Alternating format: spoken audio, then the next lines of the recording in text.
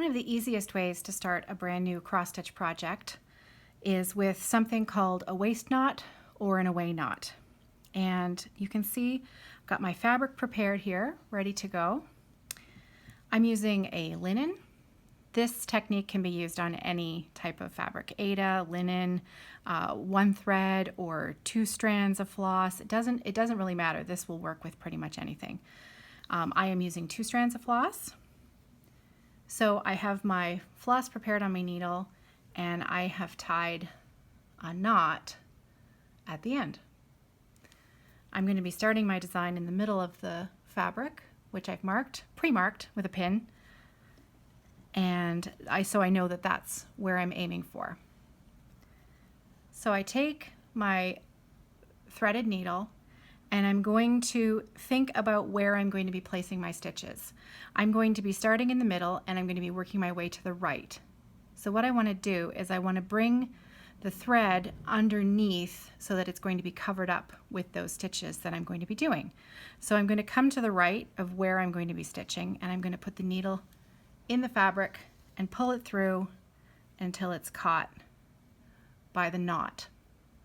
And then I'm going to come back and I'm going to bring my needle up where it is that I want to start my stitching. So you can see that it's a far distance away. And keep in mind that this is useful for when there are no stitches to start with. So yes, you're going to be using up, or wasting, as it were, a little bit of floss from the beginning. But I like to have that extra length there because when I'm done, I'm going to snip that knot off and then I'm going to be able to thread that little length of thread that's there and sew that in to the back of my stitches. So I've got my waist knot over there. I'm going to bring my thread up from the back so you can see that floss has been carried across there. And then I'm simply going to start, my stitching.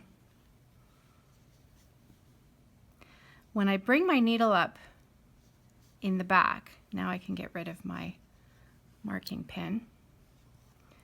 After I've taken my first stitch, I'm going to want to check the back of the fabric and make sure that I'm catching that extra floss. So you can see there, my needle has come on the other side of that extra length of floss. So effectively, I'm tacking it down as I'm sewing.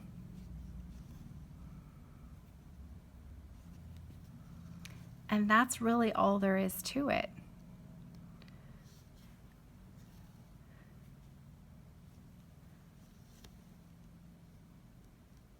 Keep checking.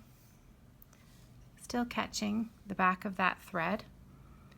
You're going to want to have, well, if you're not planning on sewing this end back in, probably 4 or 5 stitches is plenty. Oops.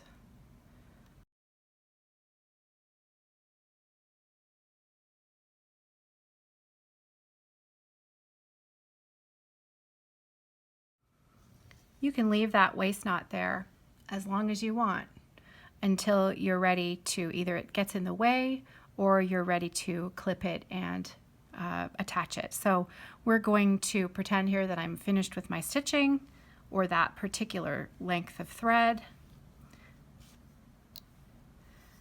So all you then do, I like to come to the back so that I can be extra careful that I'm not going to be snipping through my fabric, and I'm going to pull up on that length of extra floss. Very, very carefully cut close to the end. Get rid of the little knot.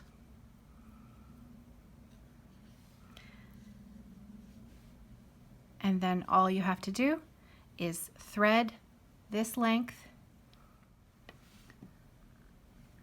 So I've now threaded the length that I've trimmed off, the excess, and I'm just going to sew that in, going the opposite direction.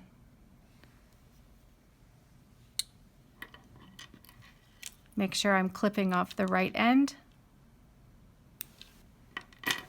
And there you have it. This is the back of the fabric, and it is neat and tidy and thoroughly secure. And then I can carry on with my stitching on the front. And that's all there is to it. So there you have it, a waist knot, or otherwise known as an away knot.